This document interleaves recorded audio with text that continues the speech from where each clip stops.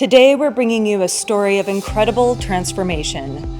From the depths of addiction in Vancouver's downtown Eastside to now author and advocate, Jeremy Cross has redefined what it means to reclaim your life. His new book, Finding My Lost Life, is a powerful testament of hope, resilience, and second chances.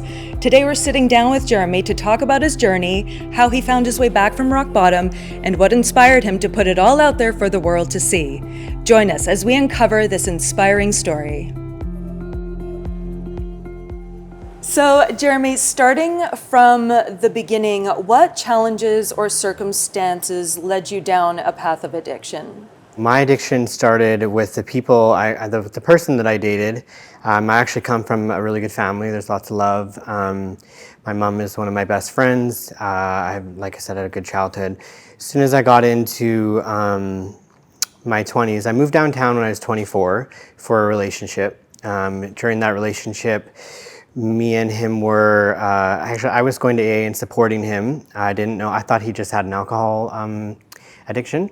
So when he relapsed on crystal meth, based on the circumstances in our relationship at that time, he wanted an open relationship, which was really detrimental to my self-worth, making me feel like I wasn't enough. So at that time, I would have done anything to really get his attention and to be with him. So it was one of those circumstances where he said, let's do it together. It's okay.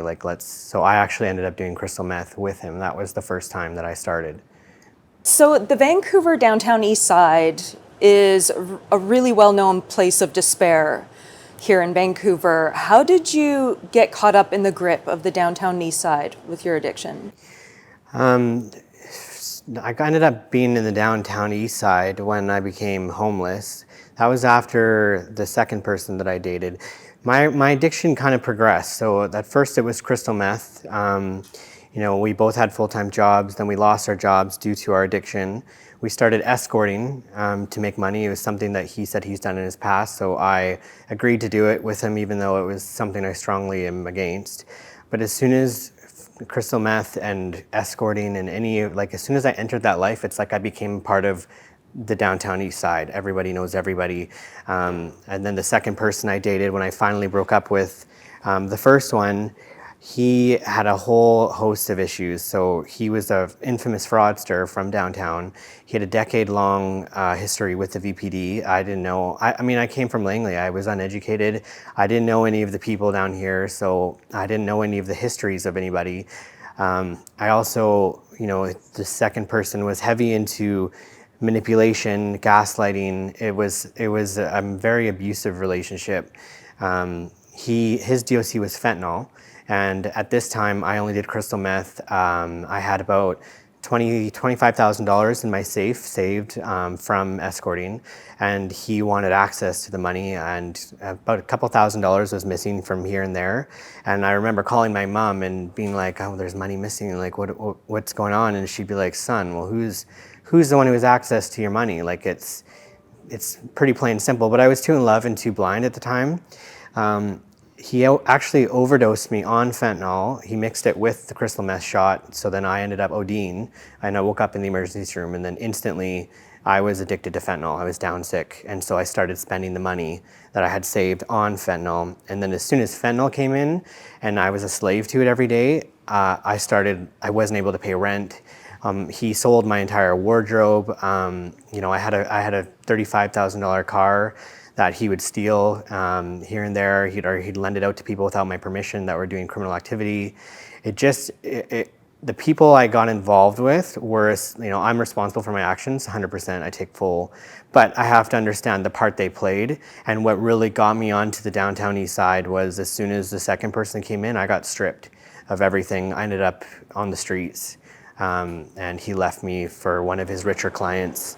And I still was running around, unsure, unaware of what was going on. I felt like there was a bunch of hyenas heckling around me, and I was just that stupid idiot that didn't know what was going on, and I lost everything. And then as soon as that happened, I became homeless.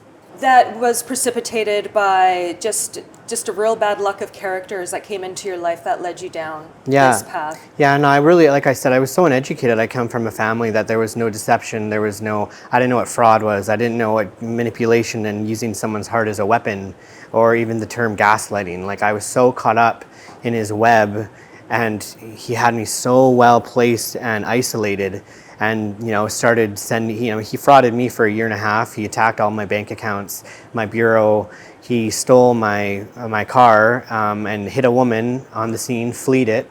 And then when I got a call from the VPD saying your car's at the tow place here. I went down and they said that the new owner of the vehicle has come and picked it up. And I said, what are you talking about? I'm the only owner.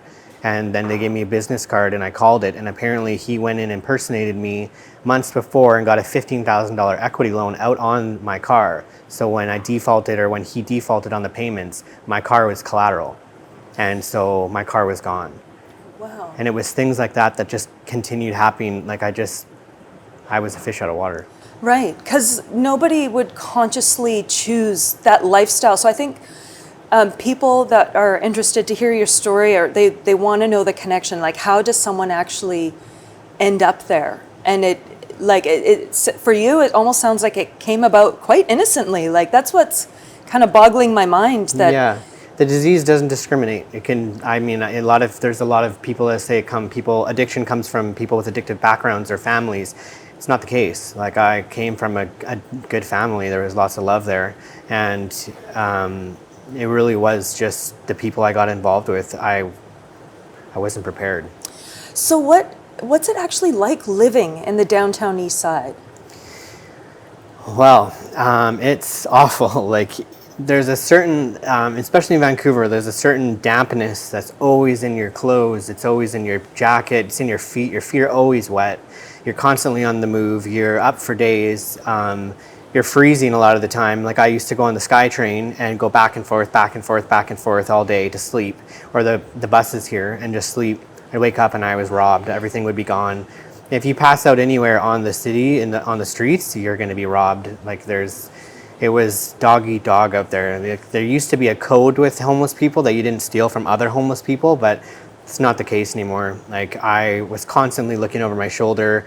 I was constantly getting attacked. As I talk about in my book, there was 5 huge incidences that happened that were life-changing for me, and I had no idea that this went on. I used to sleep in the Costco underground on the 2nd floor, and there was some people that worked for the city, like some security guards that were nice, that would allow you to stay if you didn't make a mess. And there was injection sites here and there, but those sometimes weren't the greatest circumstances too, because you get people that follow you around, right? Like, it's not just, it was like people would prey on the homeless, like other people would, because they'd follow me around, or anybody, and wait for them to know they've been out for a couple of days, so they're going to start passing out or falling asleep as they're walking, and just wait to attack them and steal their drugs or steal whatever they had on them.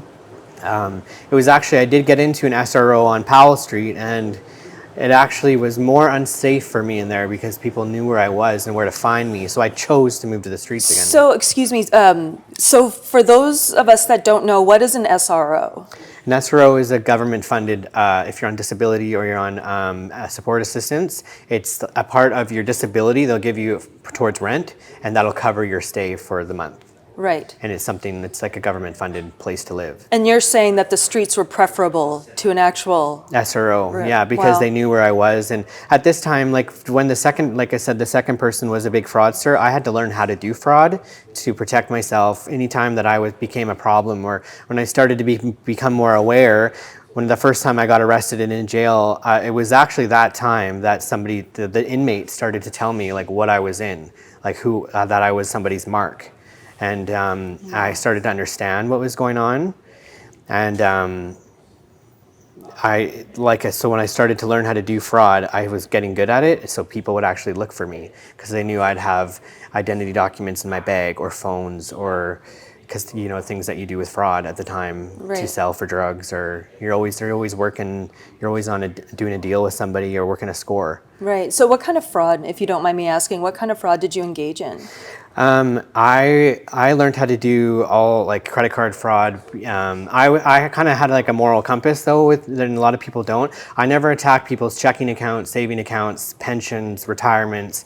I never went for those. I would go like I'd find out somebody's bureau, and then which is honestly scarily easy to do. You find out what banks they're with, what they have, and then I never touched those ones. I would open up another bank online, like a credit card, and I'd pull so that whenever they were to find out, they could report it, and then it would get wiped off their bureau. Right. Like I had a moral compass that way, where a lot of other people downtown don't. They'll take from someone who's worked as a nurse or a doctor for 50 years and then attack their retirement. Just a little bit confused because that's a big money fraud, is it not? Like Yeah. credit cards and whatnot, and you're still on the street. Yeah. Okay, wow. Wow.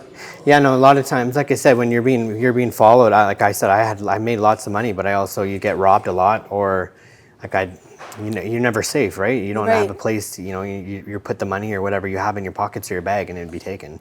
So how has living in the downtown East Side changed you and shaped who you are today? I have a whole new respect for it and understanding, especially being on this side of it now. A big message in my book, I want to teach people not to judge. Like I came from a normal background and family, and it could happen to anybody. Also, the people that you're so quick to judge, like there was one gentleman I met that was panhandling, and I was walking with a friend of mine. This was a couple months ago, and he was really judgmental, which I was kind of like, don't you know that I was used to be that guy kind of thing. I never panhandled, but I have respect for it. And I stopped and I asked him what his story was, and he said that he was from Detroit, and his wife got sick. They had a business, a home, and so they sold everything to pay for the medical, and she ended up dying, and he moved here, and now is on the street. And that was a year ago. So you never know. There were no different than you or I. You never know someone's circumstances that could push someone over the edge. It's not. But we're so quick. Society is so quick to judge and look down on them, like they're lazy or they're mooching off the system, which I have a whole other respect for it too, because I was down there, and getting into detox in a recovery center is not as simple as a choice. Right. It's actually very inaccessible. Right. Right. Well, speaking of recovery, and I know you've been asked this a lot of times, but take us back to that rock bottom moment that forced you to confront the situation that you were in. The first time I was arrested was a big rock bottom for me. But what had the aha moment for me was I was arrested January 17th this year. The 16th, so the day before. So January 16th of 2024. 24. Yes. Yeah, sorry. This year, yeah. I called my mom bawling, saying I was high, and bawling and saying like I'm still so depressed, and this Band-Aid, like there isn't a higher drug that can numb you out. Like fentanyl is the ultimate one, and it's just not working anymore. Something's got to change. And then I was arrested the next day. I didn't show at a court appearance, so I had a warrant out for my arrest, and a random officer asked for my name, and I was brought into jail. And so when I went in this time, there was a sense of finality and defeat. Like the life of I was just telling you about, me and my last partner in my book, the third one, there was only 3. Me and him were so sick and tired of the anxiety of having the VPD and getting arrested, going through the system. So we actually stopped doing crime for the last year that I was before this arrest, because we were done. We didn't want to have the police all over us and constantly being arrested in and out. So we stopped doing it, and we just worked with our disability, and we were more smart with our frugal with our money and stuff. And so when I got arrested this time, it was I wasn't expecting it because I wasn't doing crime anymore. And then when I went in there, each time I was going into jail, it was like a reality check. Because when you're in this bubble of being homeless and on drugs, you have no concept of time. You have no concept of the date. You don't know, you're just in this time warp. So when I'd get out and I'd see my mom would come visit me in jail, and I would see just the fine lines on her face, that she, life is happening, people are aging around you, and my brothers were graduating. I missed out on 7 years of big events. And then I was in Bible studies in jail with 50-year-olds, 40-year-olds, and they were still here and they have lost their family. And I'm like, that's going to be me. Like I'm 30 years old now. I still have time to change this, or else I'm going to be them. I've given my life for fentanyl, and I have nothing to show for myself. So it was kind of that moment where I'm like, this is enough. Like, I just can't. I'm gonna miss everything that goes by me. Yeah. So, what was the turning point that finally put you on the path to recovery? The turning point was, I mean, I think just the system from years of being arrested, like there was the last 3.5 years, I was in and out, in and out, in and out, a revolving door. The times got longer in jail. Each time you get arrested, you don't get bail. You know, by the 8th or 9th time, the Crown stops giving you chances, basically, which is understandable. And I just didn't want to, I was really terrified, honestly, that that for some reason, my mom was gonna pass away, or somebody important to me that, and I wouldn't have seen them. I wouldn't even know. I actually had seizures this last time in jail, and there was an elderly woman in the hospital. I was probably like 75, and she had about 42 or 45-year-old son, and I was sitting there shackled, in the hospital. And I remember thinking, like, if my mom ever had an emergency or was in the hospital or hospitalized, I wouldn't even know. I wouldn't even get a phone call. Wow. And that was a big kind of monumental moment for me too, that I was tired of missing out. And the trade of what I was missing out for just wasn't the same. So that was kind of my time to make a change. So, was there like a specific person or event or turning point that put you on the road to recovery, or was it a gradual thing?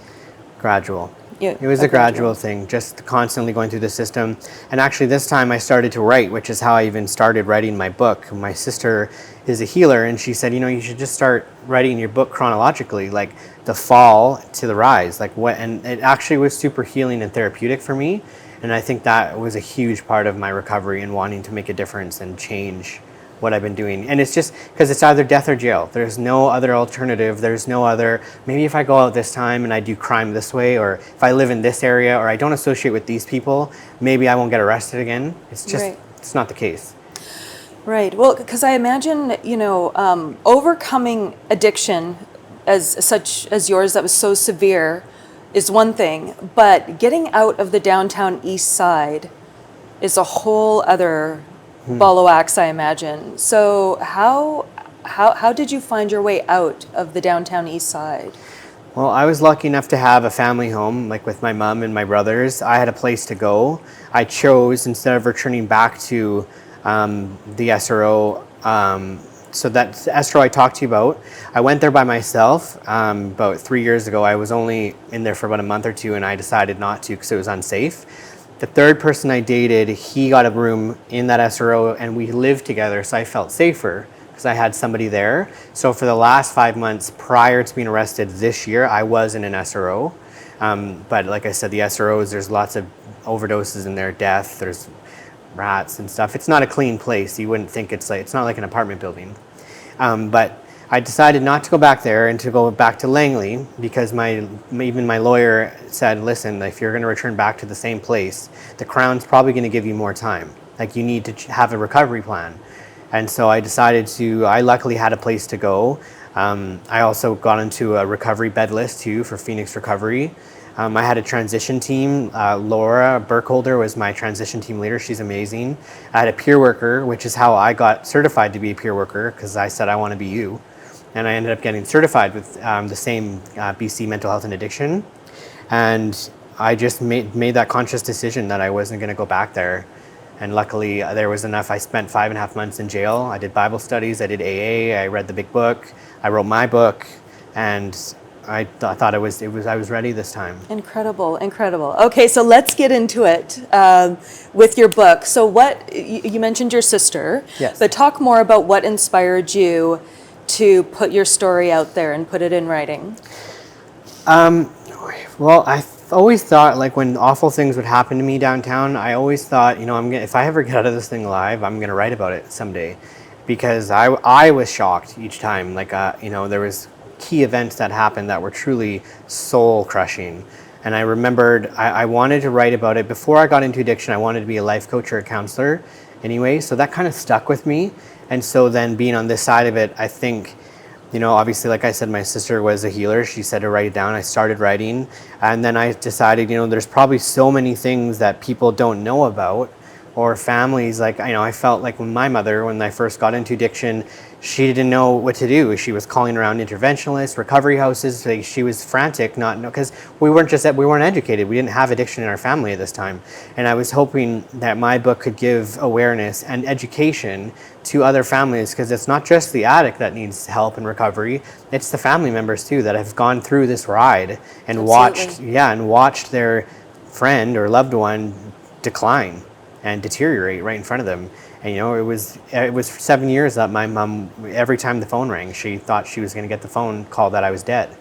So I decided that there might, hopefully something in my writing, in my words, people could relate to and feel mutual with, and hopefully get help with. And I just decided to share that. So the process of writing your book, did you find it therapeutic? I thought it was going to be destructive, actually. I was really worried because, you suppress it for 7 years. There's a reason why.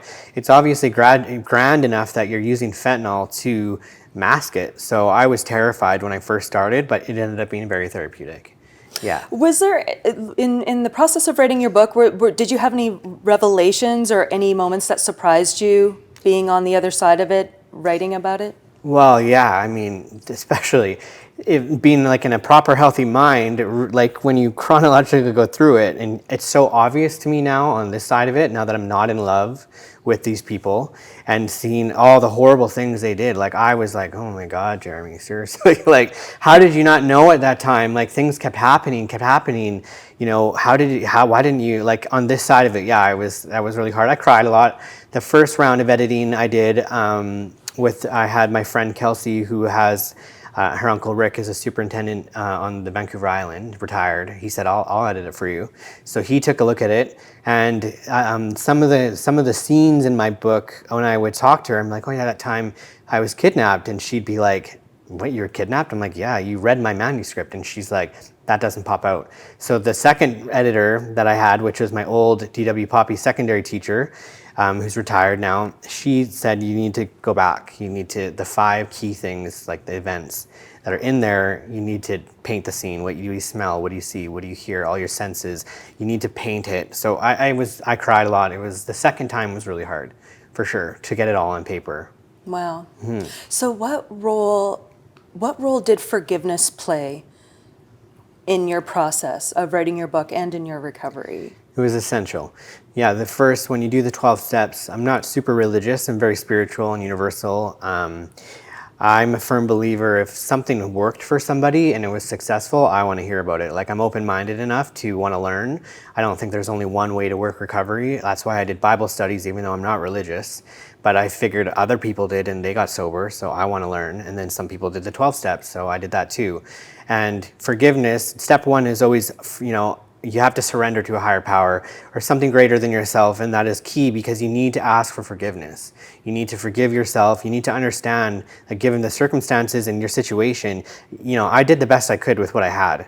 And there was no guidebook to how to be homeless, how to survive. I overdosed 7 times. I was assaulted so many times. In my escorting in the sex trade, I never thought I'd get it. There's no guideline for that, and that was horrible on its own. I actually got sexually assaulted in being an escort by the second person I dated, actually set it up, which was huge and deceptive and awful. But even like all the other escorts in Vancouver, like, I was a target. Like, because I was different with my clients. It was like I actually talked to them. I had a relationship. It was kind of interesting for me. I never thought I would do it, but I'm glad I did because it opened my eyes. It was confusing at first because I had politicians and doctors and lawyers that were big in the community that were hiring me to do drugs with me and then return back to their families. And I felt like I was a junkie. I was doing drugs. I'm a loser. How are these people in society? They're choosing to spend time with me. So that was, going through my book and writing it, that was like, it's just a lot of, you have to forgive yourself, and not hold on to the things. And I had to make amends. That was part of the steps. I wrote a 32-page letter to my family from jail, front and back, and I sent it to my mom. And I said, I need you to circulate this to the boys, and then I need you to send it to my dad and my stepmom, and that, like, both, I have 2 families, right? Right. And that was a key and essential for that, because it was asking for forgiveness and understanding and apologizing for everything, because so much words have gone unsaid for so long. I was such a mystery to them. They had no idea where I was, if I was alive. Like, I shielded them from a lot of it because of the guilt and the shame. Yeah. That's a really brave thing to do. Like, I just want to acknowledge the courage that it must have took to put all that down and to put yourself out there, like, even to your family, never mind to the rest of the world in your book, but that is incredible. Thank you. That's something I won't forget. Wow. So how has your life changed since your recovery and the release of your book? It's been really, it's been amazing, actually. Like, I've had people from around the world. It's on Amazon, on all the markets. It's on Chapters, Kobo, Barnes & Noble, Google. So I have a lot of platforms that it's on, and I get people from around the world asking me to be a podcast guest, just talking to me about my book. I have a website now. They can contact me. My life has changed, and I love that it has, because I've become accessible to people. I'm also tangible proof and evidence that you can be on the street, that you couldn't get much lower than I was. I was overdosing. I was for sure accepted the fact I was going to die a junkie. There was no way out for me. I was in a state of hopelessness, afraid, lost, terrified, traumatized. Like, I was so down the rabbit hole that I'm tangible proof now, and I hope to be like an icon and proof that you can get there too. Like, anybody can. I felt all those things too, and I'm over here, and that's changed my whole outlook, really, because we didn't have help in the system. In detoxing, like, to get help, the system is not set up for success. Like, so many people think, well, it's a choice. There's recoveries. There's tons of recovery beds and treatments and centers, and it's a choice. People can get it if they want. It's not true. It is extremely hard to get into a detox center or a place. If even a guy on the street, decided I wanted out, it's not a simple door that they can walk through right there, right now. It's just not like that. And so on this side of it now, I'm now a certified peer worker. I'm educating myself in how the system works, the government, so that I can hopefully make a wave and make it more set up for success, given the demographic of what the homeless people are and what they have and what they don't have. They don't have cell phones to call in every day to confirm their detox bed or a recovery bed. They don't have the resources. They don't even have a place to live. They don't even know what they're eating the next hour. It's just not like that. And so I've learned a lot on this side of it. Right. So you sort of answered this, but maybe you have more to add as to what misconceptions people have about addiction and recovery. The major misconception from what I've heard from around a lot of people around the world is, I just did a podcast with a woman from the UK, similar issues. I did another one with a man from Minnesota yesterday, and it's the same. It's not something where even if we get an addict, we go down, we get the addict on the street, we have the family with like an intervention, and they say, you're right, I'm done. Like, I need help. I'm game. If we actually think about it, okay, we have the addict, he's going to withdraw in a couple hours. You need to get him on a doctor prescription, you need to get him into a clinic, which Access Addiction Clinic in St. Paul's in Vancouver is the only place you can go that has access to that. You need a methadone, you need Sublocade, you need Suboxone. It takes days to get that. Withdrawing on fentanyl, I can't even put the proper amount of adjectives to describe the suffering, the pain, the horror it is. Like, I was popping morphine tabs like Tic Tacs. Like, it did nothing. Your eyes are on fire. Your skeleton's too big for your body. You're irritable. You can't sleep. You're yawning. You're stretching. You're throwing up. And it's weeks of this. And I felt like I had a spear going through the back of my head right to the top. You're in so much pain. It hurts to breathe. You can't smell. You can't taste anything. Like, it's horrible. So any addict will do anything to not go through withdrawal. So the misconception is that it's accessible for everybody, which it's not, unless you have $20,000 privately to bring an addict to detox centers, which not many people do, especially homeless people. And then the ones that are covered by the government, it takes weeks to get in. So then the addict is going to go back downtown. They're going to use until a bed becomes available, which it's mandatory that they call in every day to confirm they're serious about the detox bed, which they don't even have phones. And the family can't call for them. It's just not set up properly. Right. Like very few of us have any understanding of this struggle. It's a broken system. To even begin to try to get clean is unimaginable, really. Oh yeah, just even the biology of your body, detoxing off of all of this hardcore drug. Yeah, no, it's what keeps me sober, honestly. Right. The thought of having to go through it again. But that is what I will hope to tell or share with people and bring awareness that it's the system is not set up for people to easily access detox and recovery and sobriety. It's not as simple as what everyone thinks. What hope do you hope to bring to those struggling with addiction and their loved ones with your book?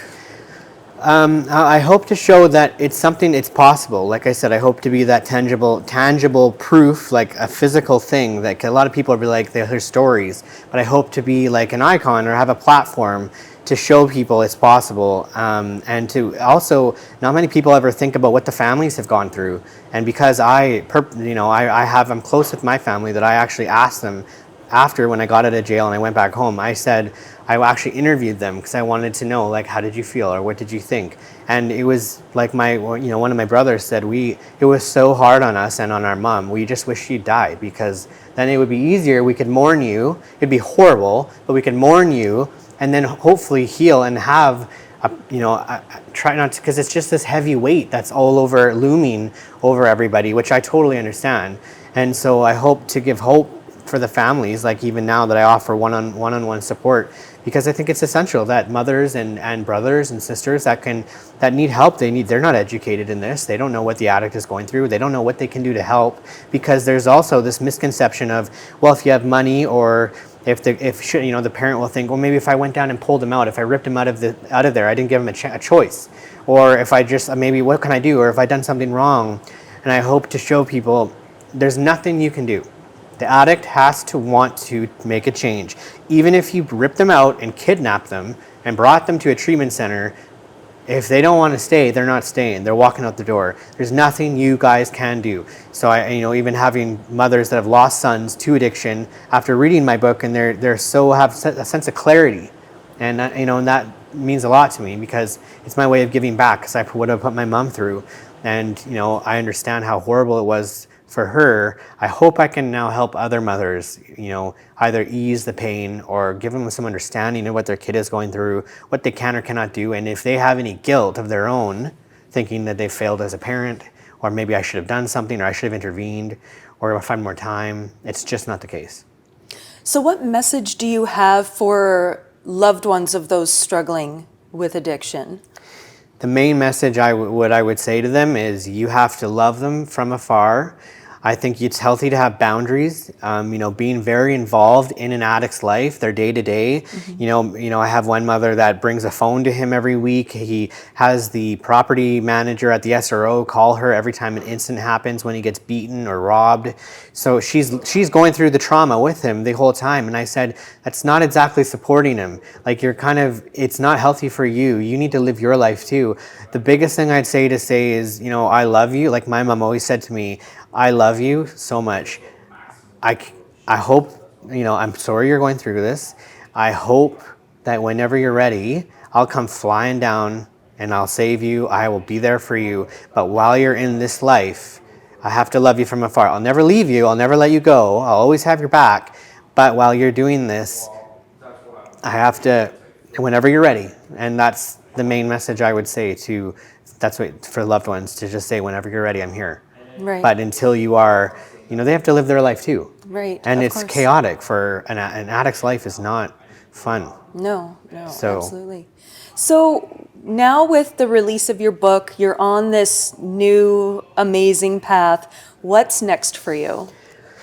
I'm hoping to pitch my book to like a docu-series or something, like being on doing like a TV series for Netflix or Hulu. Like, there's just such a big addiction crisis right now from around the world, around the world, that so many people are dying and getting caught up in it. And I'm hoping that there's such a target audience for it right now, that I hope that I really want to put my book on the big screen, make it really educational, bring a lot of awareness. And also, like I said to you earlier, I want to help make the system flow better.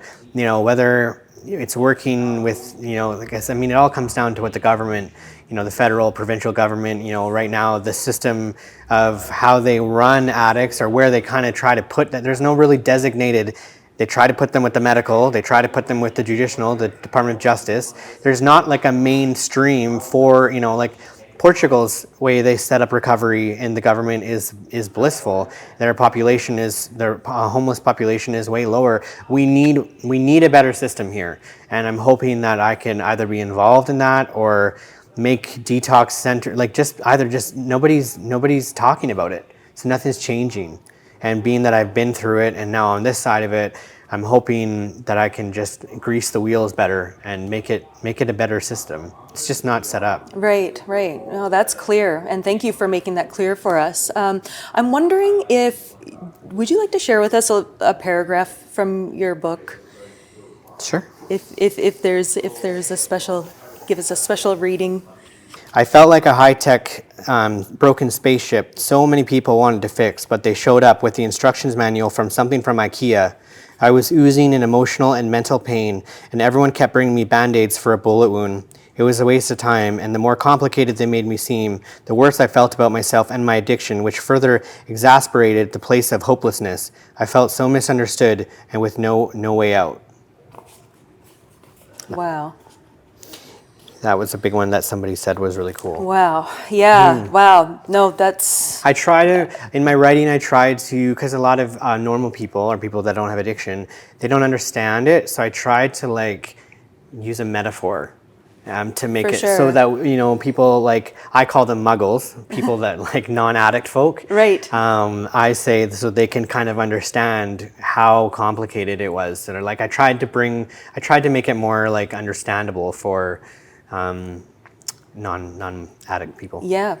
No, I think that pretty much says it. Mm-hmm. So as we wrap up today here, I just want to give you the floor and to say whatever you want to that's on your heart. What do you want the people to know about these issues that we're facing, your book, or your path forward? I think we covered a lot of it. Like, I really want to help change having our homeless population. I want people to be able to have accessible treatment or help, or even just education. There's not many. I'm hoping that with my website and with my book, I'm bringing awareness. I'm bringing some education. And the messages in my book, there's a lot of them. Like, I hope that people, for me, like I said, I was uneducated with even just like gaslighting or what somebody's mark was, or just teaching people or bringing awareness so that they can have boundaries and protect themselves, but also to have compassion and empathy. I didn't write my book for pity or victimization. I hate those terms. I don't like to be a victim. I don't like the victim mentality. I own everything, obviously, that I've done, and I hope to show people that they can own their stuff too, and you're not your mistakes. You're not. You need to forgive yourself and be more lovable to yourself. And recovery is possible for anybody. It really is. Like, if you want to make a change, even if we break it down to, like, some people will say, well, you have a family, you're lucky, you have a mom who would do anything for you. You have a support. Even with that, still came down to if I wanted it. So for people that don't have a support system, there's lots of resources. I hope to be a resource for them with my peer certification and my book. I hope to, one day do a book tour, maybe across Canada, so that people can come and I can help addicts or families of addicts. It's ultimately up to the person that wants to change, and I hope that they know it's possible. And I hope that they read my book and they like it and they learn something and they take a ride with me to see that it's much bigger than it's just a choice. Well, if they choose to be addicted. I try to be open-minded enough to say, okay, let's break that down and unpack that. take a ride with me, read my book, and we'll see if you think the same in the end. Amazing. Well, there you have it, Finding My Lost Life by Jeremy Cross. Thank you so much for joining us. Congratulations on the success of your book, but most of all, congratulations on your sobriety and thriving. And we look forward to seeing more from you. Thank you so much for having me. Jeremy Cross's story not only shows us the strength it takes to rise above, but is also a beacon of hope for those struggling with addiction and their loved ones. A powerful message that no matter how far life has fallen, redemption is possible. To get your copy of Jeremy's book, visit jeremycross.ca. Thank you so much for watching. I'm Kinga Rybkowski for City Lights on Novus TV.